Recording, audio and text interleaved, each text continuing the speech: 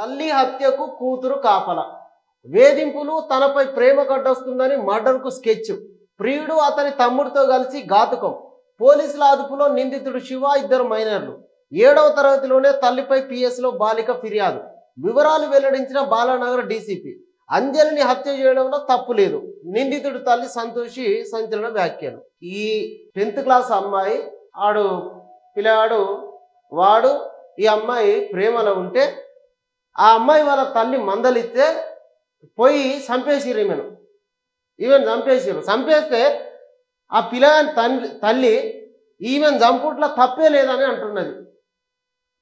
అసలు తాగి గంజాయిలకు అలవాటు పడి ఏది పడితే అది చేసిన పిల్లల్ని తల్లిదండ్రులు మందలించకుంటే ఇట్లా తయారవుతారు.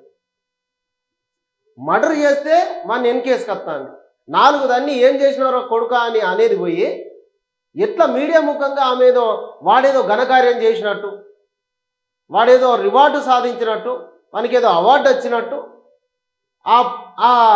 ఈ పోరన్ని వెనకేసుకొస్తుంది వాళ్ళ తల్లి. ఇక ఈ బుజ్జి 7వ తరగతిలో ఈ తల్లి పైన, ఈ తల్లిని తెలంగాణ ఉద్యమకారురాలు ఐలమ్మకు మునిమనవరాలు, తాకల ఐలమ్మకు ఉద్యమకారురాలు, మంచి గుర్తింపు ఉన్నది. పాటలు పాడుకుంటూ తెలంగాణ సాంస్కృతిక సారథిలో ఉద్యోగం చేసుకుంటూ మొదటి భర్త చనిపోయిన తర్వాత కొద్ది రోజులకి 2వ వివాహం చేసుకుంటే ఆ 2వ భర్త కూడా రోడ్డు ప్రమాదంలో చనిపోయాడు. ఆ 2 ఆడబిడ్డలను పట్టుకొని సాదుకుంటా అంటే బిడ్డ నువ్వు అట్లా ఎవరితో పడితే వాళ్ళతో మాట్లాడద్దు. వీడు మళ్ళీ ఇన్స్టాగ్రామ్లో పరిచయం అట. ఈ పోరడు ఈ పొల్లకు ఈ ఇన్స్టాగ్రామ్ చేయబట్టి ఎంత దారుణంగా అయిపోతున్నాయంటే బయట పోరగాళ్ళు ఇన్స్టా రీల్స్ చేసి అమ్మాయిలను పెళ్లి చేసుకోవాలంటే భయపడే పరిస్థితి ఉన్నది. ఇన్స్టాగ్రామ్లో ఈ అమ్మాయి రీల్స్ చేస్తుంది, ఫేమస్ కావాలని అనుకుంటుంది అనేటువంటి అమ్మాయిని పెళ్లి చేసుకోవాలంటే పోరగాళ్ళు భయపడే పరిస్థితి ఉన్నది. ఏం జరుగుతుంది అంటే ఇక్కడ చూడురి, మొత్తం ఈ మధ్య జరుగుతున్నటువంటి మర్డర్లన్నీ కూడా, హత్యలన్నీ కూడా అమ్మాయిలు అబ్బాయిలను అతి కిరాతకంగా సినిమా స్టైల్ లోపల చంపుతున్నారు. ఈ అమ్మాయి చూడురి, వాళ్ళ అమ్మ చంపేటందుకు, వాళ్ళ అమ్మని చంపేటందుకు బయట కాపలా ఉండి వీని తమ్ముడు ఇట్లా వచ్చి ఈమెను చంపేసి లొంగిపోతే ఈ పిల్లగాని తల్లి ఆమెను చంపుట్లా తప్పే లేదన్నది. ఇట్లా పోరాడు ఎంబడి పడతాడని పోలీస్ స్టేషన్లో కంప్లైంట్ చేస్తే మా అమ్మ మాకు అడ్డం వస్తుంది, మా అమ్మని చంపేస్తే ఇక మనకి ఎవరు అడ్డం ఉండదని ఆ పొల్ల ఈ ప్లాన్ చేసి పాపం 2 ఆడబిడ్డల్ని, ఇప్పుడు ఇంకొక చిన్న అమ్మాయి ఉన్నది, మరి 8వ తరగతి చదువుతున్నది ఆ అమ్మాయి. మరి ఆ అమ్మాయి పరిస్థితి ఏం కావాలి? ఆ అమ్మాయికి దిక్కేవాళ్ళు ఏం ఆలోచన చేయకుండా ఈ సుఖం కోసం తల్లిని చంపేసింది. అన్నీ అవే ఉన్నాయి. తమ్ముడిని చంపేసిందా? ఐశ్వర్యపై ఆమె బంధువుల అనుమానం. పోలీసుల అదుపులో తేజేశ్వర అంతకులు.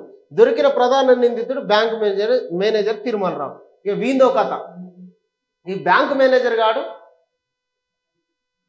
ఆ బ్యాంకులో పనిచేస్తున్న స్వీపర్ తోటి అక్రమ సంబంధం అంటగట్టుకొని ఆ స్వీపర్ కూతురును కూడా వాడుకున్నటువంటి పరిస్థితి. వీడో దుర్మార్గుడు. మరి ఇంత కథ మంచిగానే ఉన్నది కదా, ఇటు అన్ని వీనికి అంతా అనుకూలంగానే ఉన్నది. మళ్ళా ఆ అమ్మాయి వీని ఎందుకు పెళ్లి చేసుకోవాలి? తేజేశ్వర్ అనేటువంటి అబ్బాయిని ఎందుకు పెళ్లి చేసుకోవాలి? అటు అమ్మకు ఓకే ఉండే, ఇటు బిడ్డకు ఓకే ఉండే. మధ్యలో ఈ తేజేశ్వర్ అనేటువంటి పిల్లాన్ని పెళ్లి చేసుకొని సంపాదించినటువంటి అవసరం ఏమున్నది? మీ ముద్దు ముచ్చట్లన్నీ మంచిగా జరిగినాయి కదా, మళ్ళీ పెళ్లికి ఒప్పుకునుడైంది, పెళ్లికి వీనితో ఈ తేజేశ్వర్ అనే పిల్లాంతో పెళ్లి చేసుకునుడైంది. ఓ పథకం ప్రకారం రెక్కి నిర్వహించి ఎక్కడెక్కడ పోతాడో చూసి ఆ బండికి జీపీఎస్ అమర్చి ఏడికి పోతున్నాడు, ఎవరితో మాట్లాడుతున్నాడు, ఏం పని చేస్తున్నాడో అంతా అబ్జర్వ్ చేసి ఈ తేజేశ్వర్ను చంపాల్సినటువంటి అవసరం ఏమున్నది?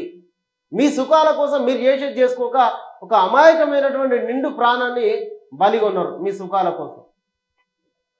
ఇక ముట్టుకుంటే 35 ముక్కలు చేస్తా. శోభనం గదిలో కత్తితో భర్తకు భార్య వారిని. ఇక మరి పెళ్ళి ఎందుకు చేసుకున్నాను?